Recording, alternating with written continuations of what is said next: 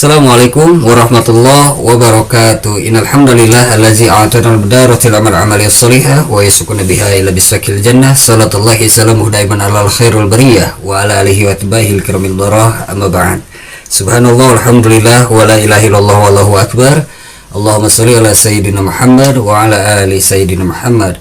Alhamdulillah sahabat semua, kita berjumpa lagi di acara obrolan suriah subuh ceria dan barokah. Mudah-mudahan di kesempatan subuh hari ini kita senantiasa dalam keadaan sehat walafiat, juga senantiasa kita dalam kemudahan-kemudahan yang Allah Subhanahu wa taala berikan. Amin ya. Amin ya Allah ya rabbal alamin. Ya Umi, ada obrolan apa nih di kesempatan subuh hari ini? Ya, assalamualaikum Abi, gimana kabarnya? Sahabat suriah semuanya juga. Mudah-mudahan senantiasa baik, sehat Amin, juga. ya Allah. Amin. Abi, insya Allah kan seminggu lagi kurang lebih kita akan memasuki bulan Ramadan. Iya.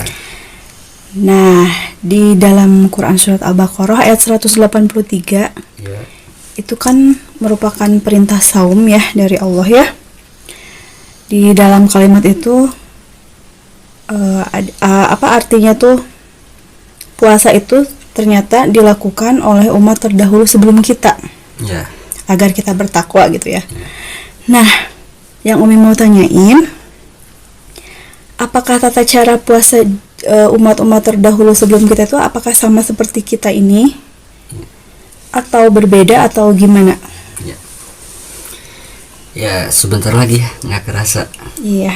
Marhaban ya Ramadan.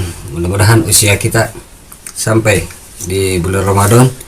Dan Allah Subhanahu wa taala kuatkan kita untuk menjalankan amalia ibadah di bulan suci Ramadan. Amin. Begitu banyak keistimewaan di bulan suci Ramadan. Hidangan-hidangan yang Allah Subhanahu wa taala berikan di bulan suci Ramadan untuk kita sambut. Salah satunya perbanyak amalia ibadah. Dan barang siapa yang senang dan bahagia datangnya bulan suci Ramadan, maka Allah Subhanahu wa taala akan jauhkan dari api neraka. Jadi kita senang tuh. Senang kenapa? Misalkan senang banyak takjilan, senang sahur, senang sahur bersama keluarga. Senang ketika berbuka. Senang banyak momen ibadah di bulan suci Ramadan.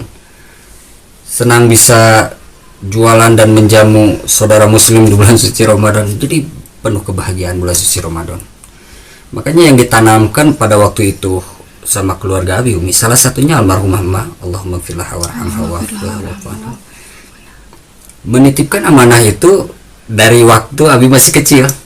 Jadi nanti kata almarhumah Emak tuh nenek gitu ya, Emak tuh nenek, mengamanahkan ketika Abi masih kecil, nanti kalau suatu saat sudah berkeluarga, apa yang beliau titipkan yaitu agar suasana Ramadan itu ceria, ceria, meriah, menyenangkan. Nah, akhirnya ketika lepas Ramadan itu rindu lagi Ramadan, dan ketika mau menyongsong bulan suci Ramadan itu kebahagiaannya itu, kita kan baru lepas bulan suci Ramadan udah kerasa lagi, aduh kangen lagi Ramadan. Kangen Ramadan. Kita bisa buka di tempat ngaji, terus nyambut santri-santri kan, dilanjutkan sholat isya berjamaah, terus tarawih. Momen itu kan hanya terjadi di bulan suci Ramadan gitu, momen itu. Jadi begitu. Dan alhamdulillah bisa menjalankan daripada amanah yang diamanahkan nenek. Itu juga nyanat ke Rasulullah SAW kan, untuk menanamkan rasa bahagia, rasa senang ketika menyambut bulan suci Ramadan. Juga keistimewaannya atau keutamanya juga sangat tinggi. Allah Subhanahu wa taala jauhkan daripada api neraka. Nah, tadi Umi bertanya tentang daripada Quran surah Al-Baqarah ayat 183, karena perintah daripada Ramadan itu, puasa Ramadan itu, Quran surah Al-Baqarah 183 sampai 185. Itu yang diturunkan oleh Allah Subhanahu wa taala di tanggal 10 Sa'ban tahun kedua Hijrah Rasulullah sallallahu alaihi wasallam. Ya ayyuhallazina amanu kutiba alaikumusiyam kama kutiba alal ladzina min qablikum la'allakum tattaqun. Jadi yang digarisbawahi sama Umi tadi, jadi saum Ramadan ini pernah dilakukan oleh umat-umat terdahulu. Iya. Oleh umat-umat terdahulu. Apakah sama saumnya, tata caranya dengan saum Ramadan yang kita jalankan seperti biasanya?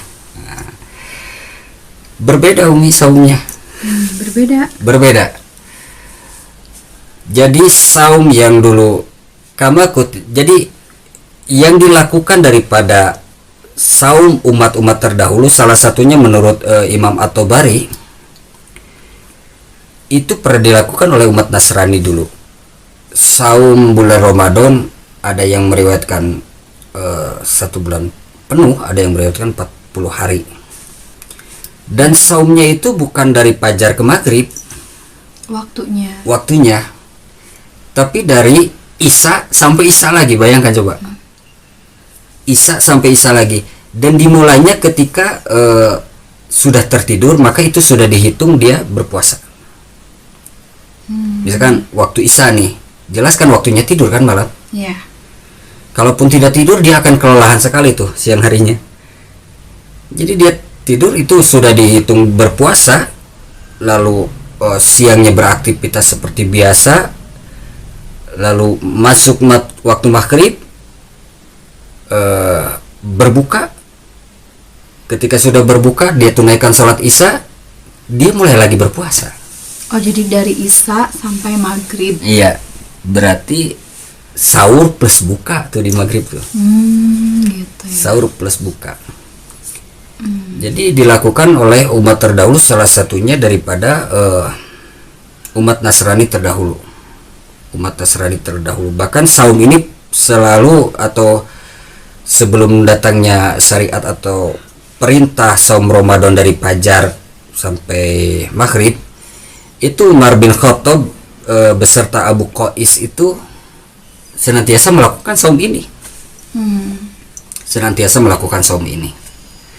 Bahkan Umar bin Khattab itu ketika saum ada kejadian ini, ketika saum dan pulang terlalu larut malam. Iya. Didapati istrinya sedang tidur, padahal Umar bin Khattab ini ingin adab kelambu dengan istrinya. Ingin adab kelambu. Tapi didapati istrinya sudah tidur. Tapi Umar bin Khattab tetap menjalankan adab kelambu tersebut beserta istrinya. Keesokan harinya diceritakan kepada Rasulullah SAW. Kalau kita sih curhat, ini batal nggak nih puasa gitu kan? Ini boleh nggak? Berarti kan itu dari Isya sampai full ke Isya lagi, berarti kan sudah tidak ada kesempatan untuk adab kelambu. Karena ketika berpuasa itu kan tidak boleh. Sangat sempit itu waktunya ya, biasa. Sangat sempit. Maghrib berbuka hanya berbuka mungkin plus sahur juga di situ. Iya. Dan gak mungkin juga ada kelambu sama istri, waktunya sangat mepet. Jadi harus pilih salah satu ya. Pilih salah satu. Kalau misalkan ada kelambu berarti pilih nggak makan minum. Ribet juga. Maka diceritakan kepada Rasulullah SAW hal tersebut. Dan kejadian lagi kepada Abu Qais radhiyallahu an. Abu Qais siang harinya itu mencari nafkah, mencari kayu bakar, sangat kelelahan sekali dengan aktivitas yang begitu padat.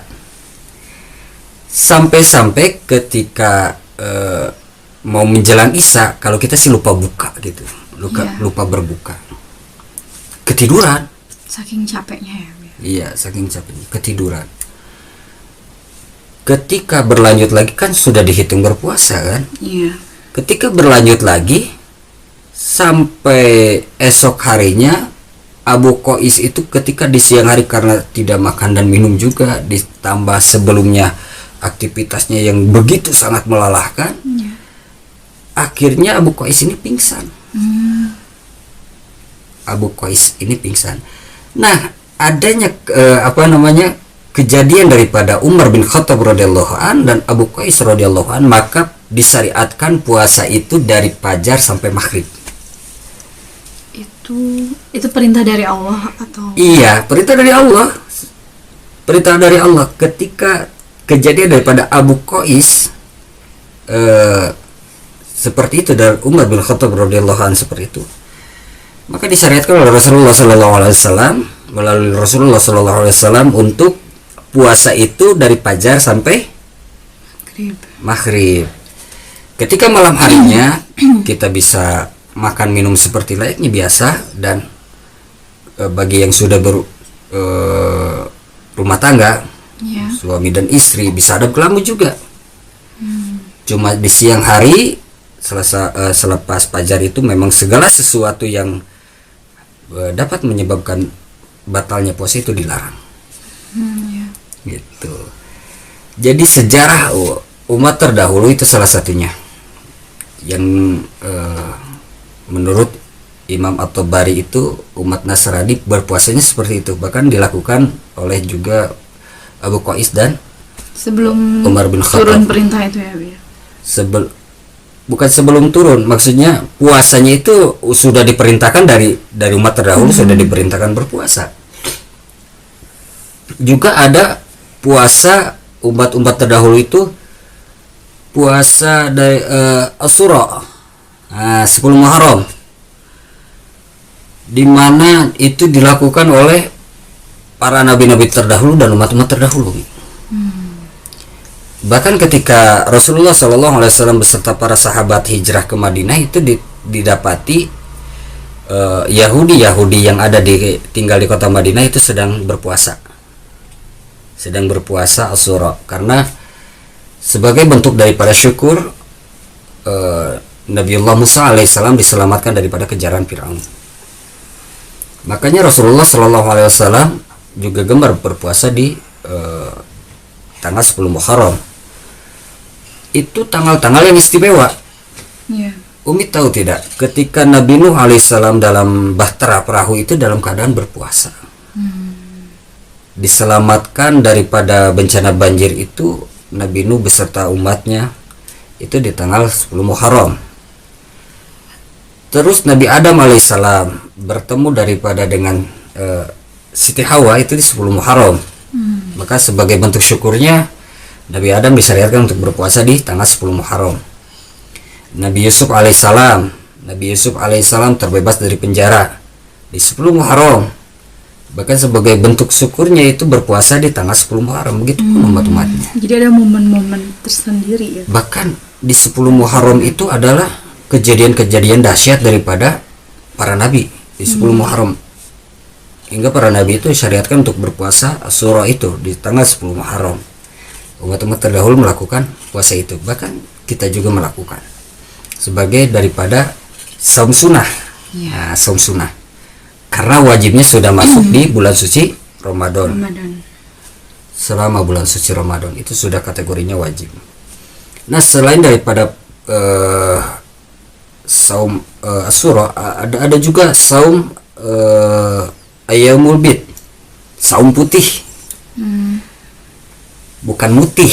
Nah, kalau bahasa kita ada saum mutih, apa berbukanya dengan nasi atau apa. Ini saum putih ini ada riwayatnya, Umi. Ketika Nabi Adam alaihissalam pertama kali turun ke muka bumi itu gak nyaman dengan teriknya matahari. Bahkan sampai kulitnya itu hitam. Kaget tuh Nabi Adam alaihissalam. Kenapa kulitku jadi hitam? Jadi hitam legam. Ada riwayatnya kayak gitu. Iya, ada riwayatnya seperti itu. Ya biasa di surga kan udah nggak ada matahari, kita sudah tidak bergantung lagi kepada yang namanya matahari.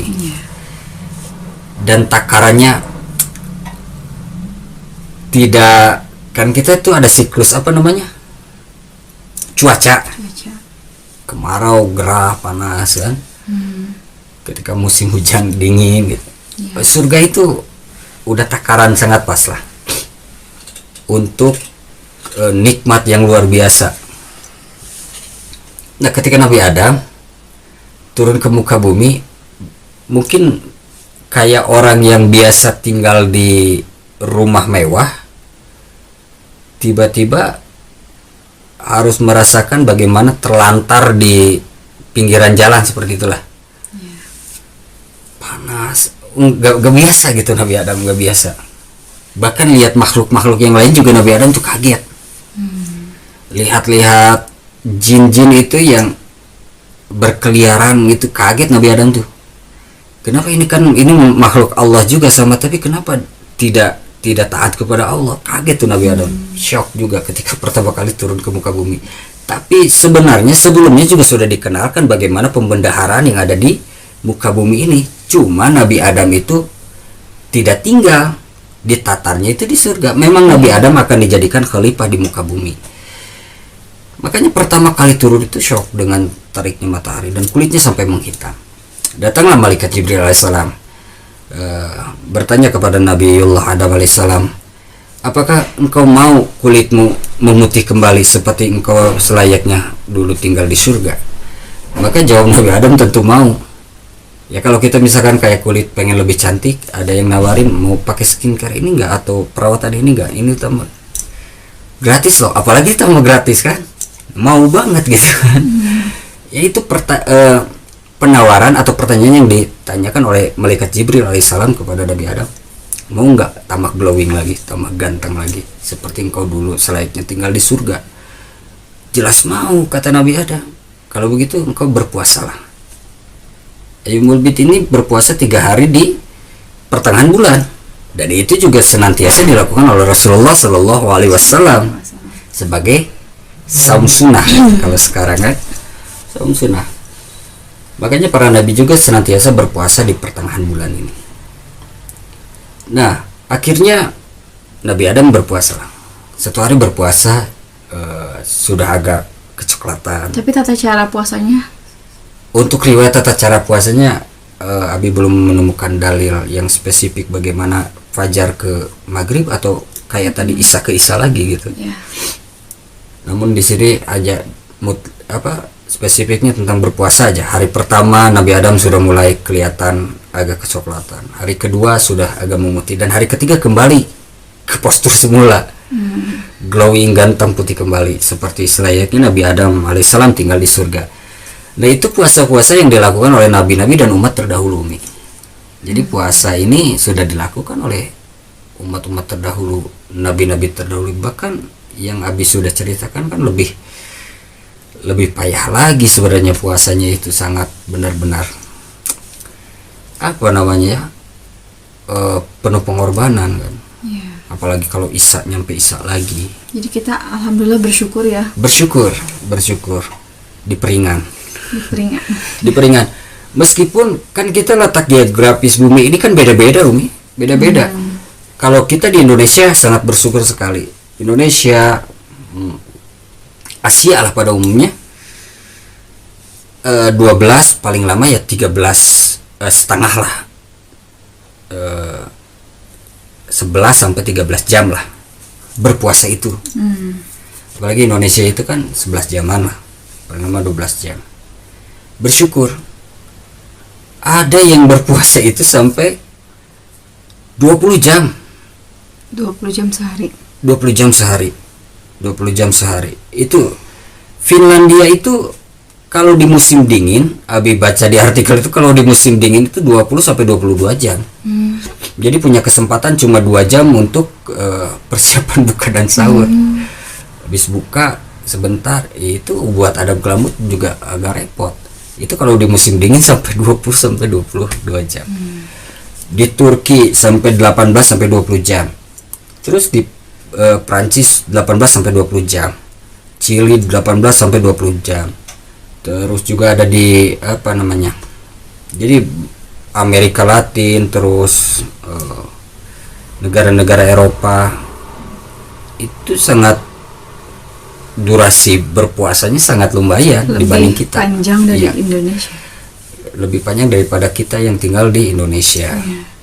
Kadang kita tuh yang di Indonesia juga masih pilih-pilih. Enak, Papua udah berbuka lagi. Ya, mereka saudara kita Muslim yang ada di Papua kan sahurnya juga lebih awal daripada kita. Lebih awal daripada kita, makanya suka ada keinginan kadang, Ustadz gimana kalau misalkan kita sahurnya itu ngambil waktu Aceh tapi berbukanya waktu Papua gitu kan. Sahurnya Kalau imsak kan yang terakhir itu Aceh Umi kan. Kalau kita nonton TV gitu, kita habis sholat subuh di Aceh itu belum sahur. Iya. Kita masih nonton TV setengah 6, jam 6 waktu sahur, waktu bagian Aceh gitu ya. Ketika kita lagi ngabuburit, lihat misalkan nongkrongin di TV, berbuka untuk waktu Papua gitu, Indonesia bagian daripada, kita dibagikan timur dan barat kan. Sahur yang tercepat padahal durasi sama, cuma kalau lihat di tayangan televisi pada zaman waktu itu kan lihatnya, Papua udah buka lagi ya. Wah, Aceh baru imsak gitu. Alhamdulillah sangat bersyukur kita tinggal di Indonesia karena pas gitu ya. Pas. Meskipun pas, godaannya sangat luar biasa juga. Tetap kalau kita tidak melatih diri, kepayahan juga. Daya hayal yang ada di benak kita itu, ketika saum Ramadan mungkin makanan terus gitu. Kayak nggak akan nemuin makanan gitu di maghrib itu. Yang mindset ada di pikiran kita itu selalu makanan, minuman gitu, atau minuman. Lihat oli kayak marjan kan, seger nih gitu. Lihat kecoa kayak kurma. Lihat apa namanya, selokan kuning kayak air bajigur kan. Mindsetnya. Padahal ketika berbuka seteguk air, kalau budaya di sana itu seteguk air sama gorengan itu ada gehu bala-bala kayak gitu kalau di kita. Nggak tahu kalau di daerah para sahabat itu apa namanya. Sudah cukup tuh, cuma satu juga. Beberapa teguk air juga. Apa yang dihayalkan, yang dikhawatirkan ketika mulai lepas dari subuh itu habis. Sudah kerasa kenyang dan udah seger. Atau mungkin itu salah satu godaan mungkin ya, mungkin juga salah satu godaan.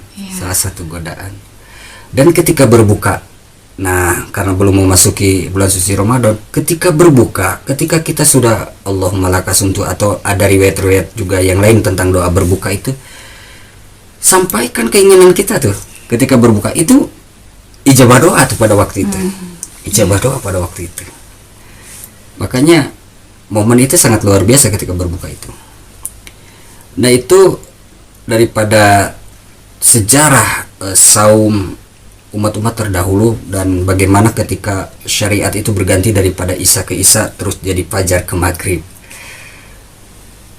Kita tanamkan bagaimana mendapati bulan suci Ramadan itu dalam keadaan bahagia. Nah, Umi, itulah sekelumit tentang sejarah saum daripada umat-umat terdahulu. Ada puasa Asyura, Ayyumil Bid, terus ada saum Daud juga yang dicintai oleh Rasulullah Shallallahu Alaihi Wasallam, itu saum Daud kan. Terus ada saum Asyura ya, yang tadi Abi sudah ceritakan. Itu saum-saum daripada umat terdahulu. Waktu daripada durasi yang dilakukan oleh umat-umat terdahulu juga ada yang lebih panjang durasinya kan. Ada yang lebih panjang, meskipun di zaman sekarang juga saudara-saudara muslim yang ada di belahan dunia atau bumi yang lain seperti di Eropa, Finlandia atau Amerika Latin yang melakukan saum Ramadan itu dengan durasi waktu yang lebih panjang daripada kita, Amin ya Allah ya Rabbal Alamin. Yang jelas kita senantiasa lakukan yang terbaik di bulan suci Ramadan ini dengan meningkatkan amaliyah ibadah dan tanamkan rasa bahagia, rasa senang di hati ini menyambut bulan suci Ramadan. Karena di beberapa tradisi di belahan dunia itu beda-beda Umi, untuk menyambut bulan suci Ramadan, untuk memeriahkan bulan suci Ramadan itu beda-beda. Seperti yang terjadi di kita di Indonesia itu ada padusan, atau di Sunda itu ada pepajar. Yang biasa ketika mau menyambut bulan suci Ramadan itu mandi besar, kadang di sungai, di pemandian umum gitu kan. Terus saling makan bersama gitu kan. saling nganterin makanan. Itu budaya di kita tuh untuk memeriahkan dan menyambut bulan suci Ramadan sebagai bentuk daripada sukacita. Sebagai umat muslim menyambut bulan yang sangat dimuliakan. Ada juga ketika memeriahkan bulan suci Ramadan itu terjadi di belahan bangsa Arab, salah satunya di di Libanon. Itu membunyikan meriam ketika menyambut berbuka dan sebagai tanda daripada sahur. Bayangin coba, yang dinyalainnya meriam. Saking udah gemetar kalau kita budaya gitu ya. Budayanya seperti itu. Jadi dentuman-dentuman meriam yang terjadi di Libanon pada khususnya ketika menyambut berbuka puasa dan mengingatkan waktu sahur itu udah biasa. Biasa kalau kita bikin onar kalau gitu. Di Libanon Beda budaya. Ya, beda budaya. Juga di Turki itu ada parade drum band. Di kita juga ada kan setiap sahur itu ya, setiap sahur sudah tradisi baru yang sudah viral, ada di mana-mana. Setiap sahur kan membangunkan sahur. Ada yang pakai drum, ada dengan keunikan-keunikan tersendiri memeriahkan bulan suci Ramadan. Tapi di Turki ini selain daripada drum band, mereka berpakaian pakaian tradisional zaman dulu kerajaan Ottoman. Sambil menabuh drum band dan membangunkan orang sahur dan sambil sahur bersama. Ada juga yang terjadi di Mesir. Di Mesir itu menyalakan lentera atau lampion yang warna-warni untuk menyambut bulan suci Ramadan. Ada juga di Kuwait. Di Kuwait itu ada namanya budaya Korkian, kalau tidak salah ya. Apaan tuh? Itu budaya di mana ketika bulan suci Ramadan anak-anak kecil itu bersilaturahmi mengetuk setiap rumah. Dan nanti orang rumahnya itu akan memberikan permen. Oh, kayak apa ya? Halloween ya. Kalau di budaya barat. Oh, gitu sama gitu. Iya, Halloween. Itu di Kuwait sebagai bentuk daripada memeriahkan bulan suci Ramadan. Nah, sebagai daripada membentuk sukacita menyambut bulan suci Ramadan dan menjalankan bulan suci Ramadan di setiap negara, bahkan di Indonesia beberapa daerah juga berbeda-beda bagaimana mewujudkan sukacita itu, mewujudkan kebahagiaan itu, menyambut dan menjalani bulan suci Ramadan. Dan ada hikmahnya di bulan suci Ramadan agar kita tidak lalai ketika menjalankan bulan suci Ramadan. Rasulullah Shallallahu Alaihi Wasallam ketika menaiki tangga untuk menaiki mihrabnya itu sampai berkata setiap tangga amin, amin, amin. Dan para sahabat radhiyallahu anhum bertanya, ya Rasulullah, aku tidak pernah melihat engkau seperti itu. Lalu Rasulullah Shallallahu Alaihi Wasallam bersabda, ketika aku mengaminkan pertama, Jibril itu berdoa kepada Allah Subhanahu Wa Taala, sungguh celaka orang yang didapati, salah satunya ya, didapati bulan suci Ramadan tapi tidak mendapat ampunan Allah Subhanahu Wa Taala. Maka diaminkan oleh Rasulullah Shallallahu Alaihi Wasallam. Maka dari itu ketika datangnya bulan suci Ramadan jangan disia-siakan. Sungguh celaka, dan itu doanya malaikat diaminkan oleh Rasul. Bayangkan coba, doanya yang udah kelas makomnya sangat tinggi, doa malaikat diaminkan oleh Rasulullah SAW. Celaka orang yang didapati bulan suci Ramadan tapi tidak mendapat ampunan Allah Subhanahu Wa Taala. Maka dari itu sepekan lagi, beberapa hari lagi kita akan menyambut bulan suci Ramadan. Sambut dengan kebahagiaan, dengan sukacita. Kita akan menjalankan bulan suci Ramadan dengan saum dan memperbanyak amaliyah ibadah, memperbaiki diri, dan kita senantiasa berdoa kepada Allah Subhanahu Wa Taala agar senantiasa dikuatkan oleh Allah Subhanahu Wa Taala untuk menjalani bulan suci Ramadan dengan iman dan ihtisaban. Mudah-mudahan apa yang sedikit ini menjadi manfaat, dan mohon maaf atas segala hilaf. Jumpa lain kesempatan insyaallah. Assalamualaikum warahmatullahi wabarakatuh.